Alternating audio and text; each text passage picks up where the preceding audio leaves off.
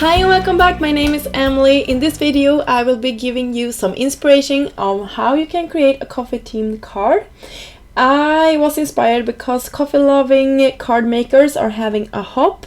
This is a really fun event that you can take part of, and Miss Ink is one of the super sponsors. So if you follow the link down below in the description box after watching this video, you will find all the information and as well as a lot of inspiration and prizes that you can win if you are participating. So a lot of fun going on between those dates, so don't miss out on that one. So I did some creative inking here. I just used clear ink and stamped out some of the fun elements that comes in the Brewtiful stamp set from Miss Ink. And this is just called a watermark technique, and you can see that I now ink blend over it and that I'm keeping it mainly towards the edges of my card panel here. I used fired brick, and I believe that the brown color that I used was I never remember these things. I'm so sorry. Maybe you could see the lid there. I believe it's one of the lighter, maybe is it, I think one is called paper bag or something like that. It might have been that one. And now I'm going direct to paper.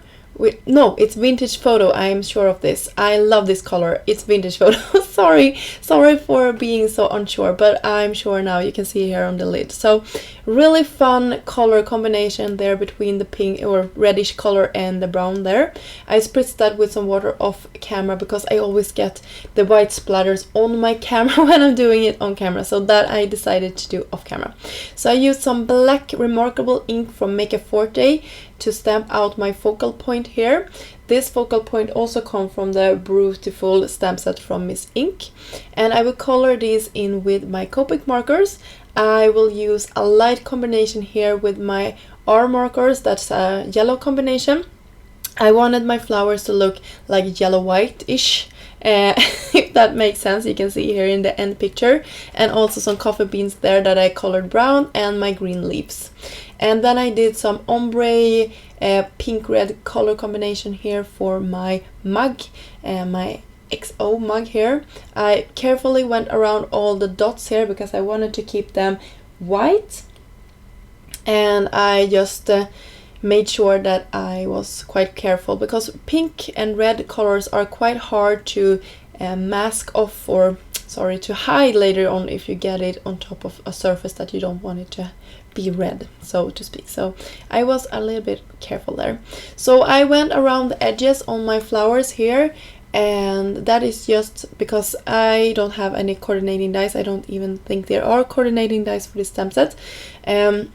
So I cut against the edge on this one, and then I just like to finish off my die cutting with a black marker just to make everything look perfect when I'm fussy cutting.